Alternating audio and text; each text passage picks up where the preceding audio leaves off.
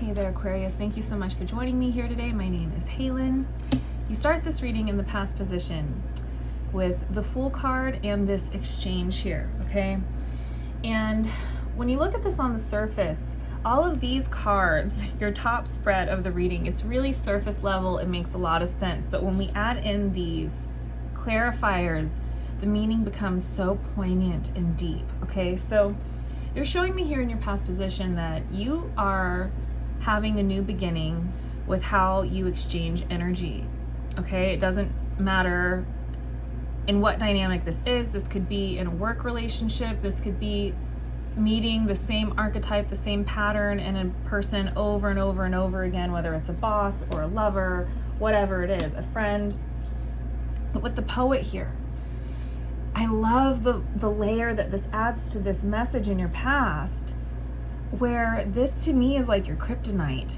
I don't know why, with the two hands touching this moon, this like white orb, and the crows here, it makes me think about how what is poetic is not necessarily always healthy, because this feels to me like an attachment of the mind to something that it's very enticing and alluring. I don't know if you have any familiarity with the poet John Keats, but the way he writes in his poetry, it's always like, he's always so sensual, and it's all about this desire, and it's this like undying love, and it's so filled with attachment. It's almost like the poet is talking to me about the dark side of the attachment of what we love, okay? And God, is it so tempting, because it's like, it's artistic and beautiful. It almost makes me think of like having a past life story with another, and how, you know, that phrase poetic justice, the poetic justice of like coming together again and it being made right or made whole. It's like this is your kryptonite, the thing that keeps luring you in, where it would hold this promise of being poetic, or oh, there's something there that I get the temptation, because looking at it from a literary perspective, like a story arc perspective, God, it's so enticing. So I can see why you're showing me here straight out the gate in your past position, why you are discovering new interpersonal dynamics with others with this energy exchange, because something here is poetic. It lures you in, and it could be hard to break away from that, from the idealized version of something. Because again, all of these birds, it's talking to me about the dark side of compassion is what I'm hearing, the dark side of attachment and love. It's making me think of Star Wars. If you're not familiar with Star Wars, I don't want to spoil it for any of you, but I'm going to. So click off. But you know, Darth Vader's whole thing, Anakin's thing, that turns him to the dark side is his attachment, his over attachment to love. Whatever you love, you have to be willing to let go. And he has all these visions of his partner dying, and it's like he's going to do anything to hold on to her, right? Like these two hands holding on to this thing that he loves. But it's like it becomes his undoing, and he gives into the dark side. There's a dark side to attachment to love. And so, still in your past position, I think that this is like something deep within you, because you're suddenly showing me here that it's something from your childhood. And it makes me think about maybe having a mother wound or a father wound, and what you're opening up to here, this new trajectory, this new path for yourself, is going beyond this poetic attachment, right? I guess you could call it codependent, but it's just so much more nuanced than that to me.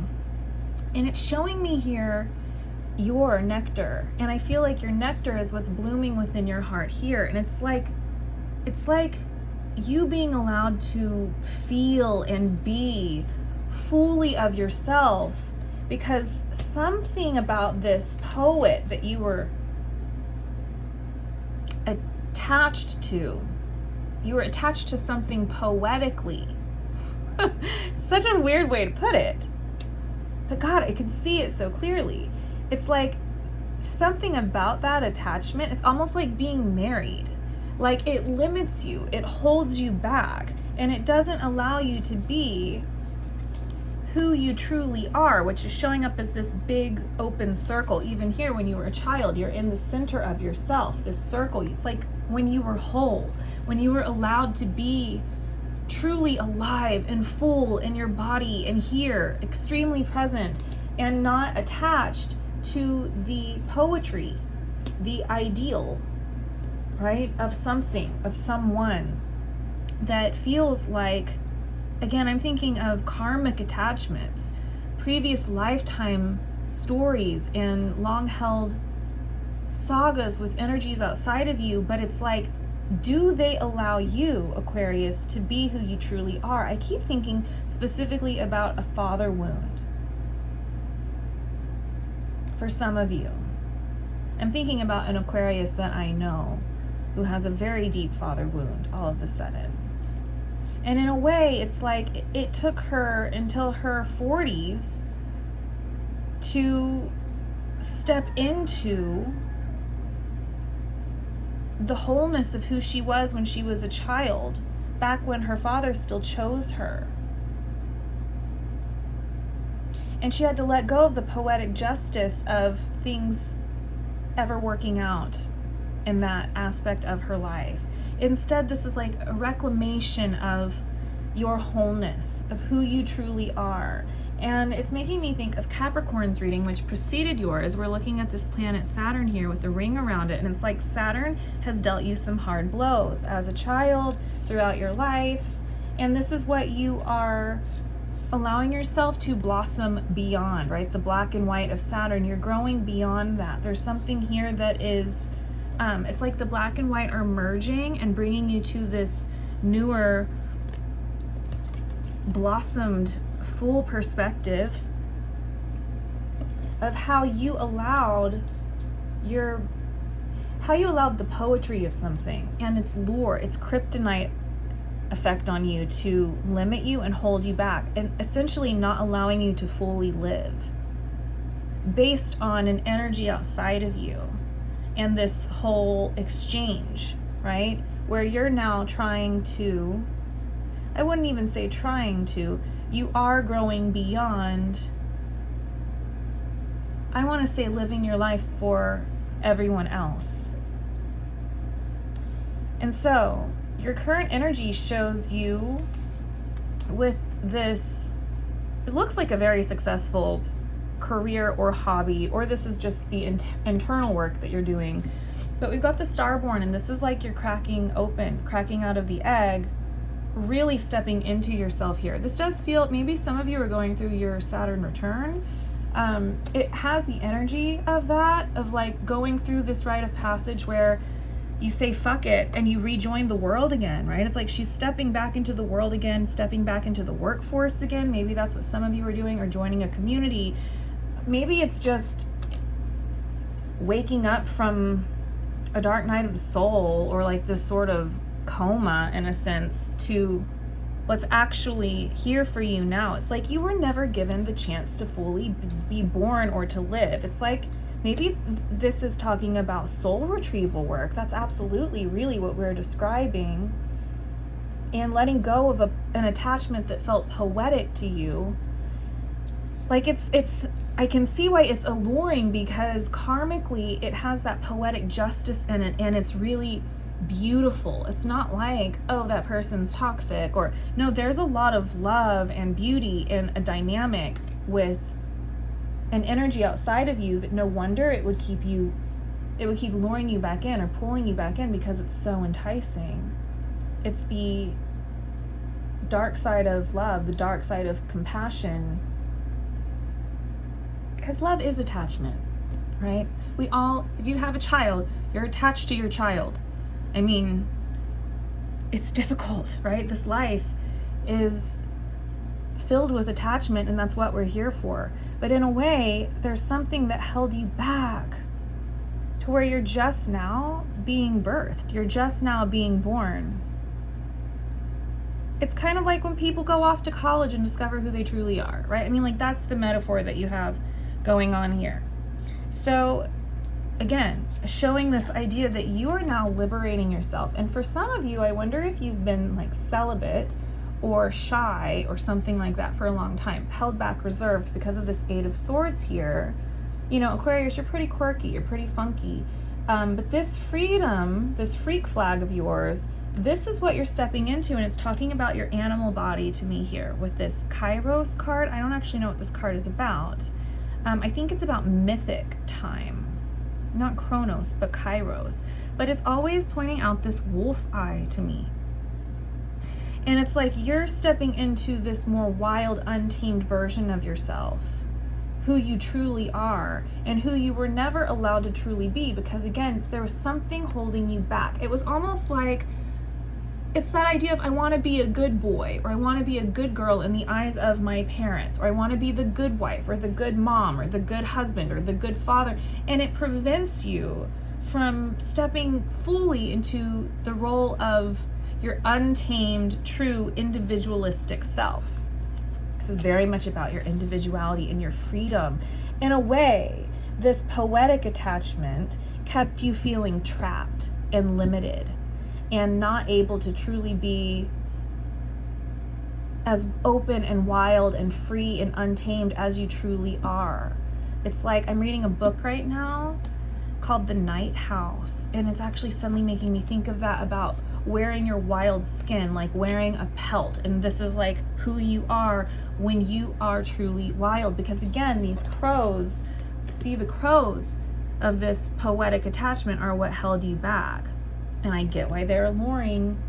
It's like that itch you can't scratch, or it's something there with the kryptonite. It's your ultimate weakness, but you are growing beyond this, because it is simply time. Like an animal, we all must be born into the physical realm as well, not just in the spirit realm, in our imagination. It's like your energy is meant to be unleashed upon the world, right? These people outside of you can actually see you. You're not meant to be this thing, this beautiful wild thing hiding in the dark. Again, making me think of Dirty Dancing. Nobody puts baby in a corner. Did you have that in your last? That is so funny. I think it was your sign. I think your last reading mentioned Dirty Dancing. That is so funny. So this is about who you truly are, your animal self, your wild self, and being born into this, allowing your wings to spread, which is so funny because look at this here. This is like your wild skin, right? Your wings, your pelt. It's like, this is me. This is who I am in this world. Oh my God, am I just repeating your last reading? It was like a while ago. I barely even remember it. But see how it creates this domino effect where it's opening up your path in this whole new way. Even here, she looks like Esmeralda to me, which that movie has been coming out a bit. Hunchback of Notre Dame, is that how you say it? I don't know. I kind of want to revisit it. But she looks like this Romanian freewheeling gypsy, right? Kind of like the energy of this one. There's something very wild about you and where your path would go if you were allowed to truly spread your wings and fly in this great big world, where the world is your head here, right? Like your vision is that vast and that big. You can go anywhere, you can do anything. In a sense, you are free. It feels like being divorced. It feels like coming out of an egg. Being born into a physical body. It really does feel like being born into a physical body as a human being. With your body has needs, and those needs are your inherent rights. Food, water, intimacy, human connection, laughter, whatever it is, right? We're not these lone wolves, and we are creatures that connect. We're based upon this connection with other people, right? Being seen, being free, being who we truly are. I mean, this is like really breaking against the status quo of what this judge is here. It's like you no longer care. The judge does not reign supreme over you. It's making me think of the Supreme Court. I don't know if you've actually been in any custody case or court case or something, but this feels like you're free from that, like a divorce, right? A divorce case. You're literally stepping into a brand new world where you're free. You have unlimited options about where you can go in your life. And I think, if anything, maybe you're here to be reminded of that, Aquarius. It's like, you're as free as you want to be now. There's something here in black or white that no longer can hold you back, right? You're growing beyond it. This flower is growing beyond it in the beginning of your spread, because you were not allowed to when you were a child, because again, it's like the people pleasing, essentially, or what role you're gonna play. Are you the good daughter? Are you the good son? Do you not believe the things that we believe? Well, here you are saying, I'm gonna go my own way. I need to be free here. I've had enough. It's like my animal body my human self is crying to be unleashed from this control. It's crying for new life. Otherwise, if you keep me in this black or white way of living, my spirit, my soul is going to wither away and die, right? This I, which is this wolf eye here, this is the sun for you, this animal aspect of you, stepping into this untamed version of yourself. You have to break free from something here. And what I find so interesting is that while this is so all about you, this unconditional love with the Ace of Cups and the star here, which I wanted to call the heart, look how much you're expanding here, okay? You are almost rocket launching yourself into a future timeline. And this is where I get so intrigued, because suddenly you're not alone here. In fact, it's like you are, I want to almost put it like if this were flipped, like you're shining this light, right? And it's emanating out, and there's a creature here, this horse. It doesn't seem linked to the poet. I don't see any horses anywhere else. So it could be a new energy that's been coming up for quite a few signs. Like a new energy coming in. You know, like when you meet a new person that is going to be in your life forever, whether it's a mentor or a friend or a partner or whatever, it completely alters your life and changes you forever. This has something to do with this Queen of Cups energy here in your heart that you're embodying, all this emotion, all this water. You're shining. Your heart is shining. It's like your heart is sending out like the Morse code, beep, beep, beep, beep, whatever. You're radiating a signal. It's very clear as you step into this more untamed path where you're like, nobody puts baby in a corner. I want to have the same rights as everyone else too.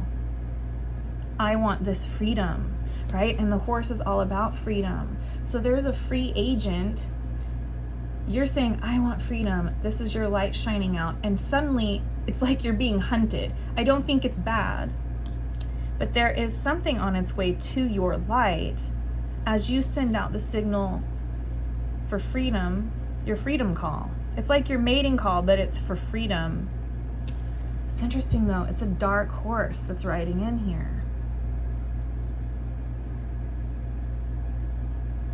This could go so many ways. I actually don't want to get clarity on it here because we're already at 18 minutes in. I'm gonna go on over to the extended, but I do want to say this could be, okay, see the interesting patterns of this like ink blot here in the poet? See how it's kind of coming up here? I wonder if it is this thing you have a poetic attachment to, because the dark horse could be that for some of you, or it could be a free agent, someone new.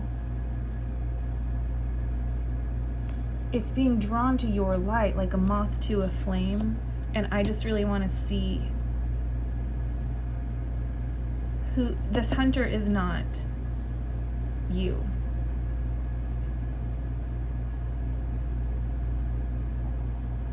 I do think it has something to do with this longing for freedom, this wish of yours for freedom. But this is so interesting because even here, see, like starting to question about that poet, because you got the shapeshifter suddenly making an offering, and the poet and the shapeshifter feel the exact same to me. Could not tell you why. Your kryptonite. There's an offering here. Maybe that is the hunter. I have to get more. And then this is your vision. And then there's the box. Are we looking at you potentially being... Look how whole and complete and expansive you are in your individuality, in your individual space, in your quest for freedom to reach this mountain peak. Looks like Mount Everest to me. I've been watching a lot about that. What's this thing here, those black and white lines that boxes in your vision? Because the light of the vision is also at the deep unconscious core of you here.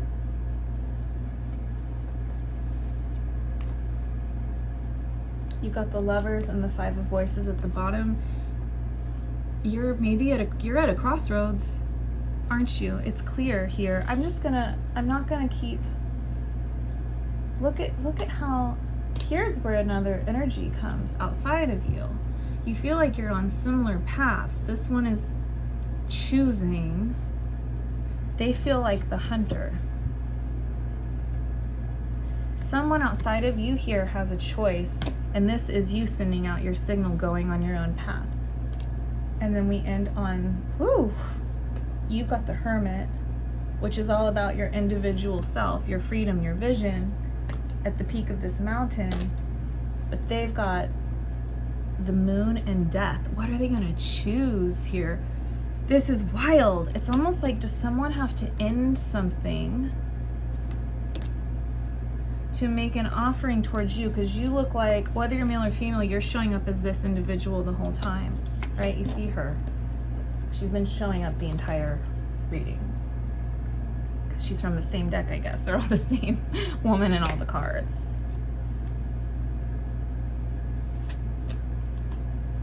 You're out here alone. Would someone here be taking a risk? Since you are... That's so interesting. Yeah, the vision. Is there limits around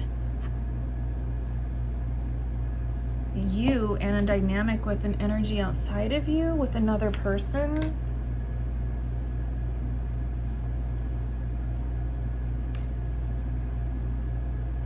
You're breaking free, sending out a signal for freedom and following along your path, but you're very much alone, emanating this light.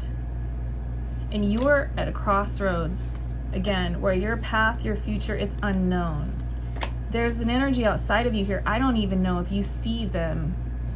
And they feel like they have some decisions to make, especially with the Death card and this box. And then the shapeshifter and the offering. This might not have anything to do with you. Let's go to the extended and explore this hunter energy. Yeah, see, there's like this desire, but then there's all this conflict. Let's go to the extended. Sorry to leave you hanging here. This is what I have.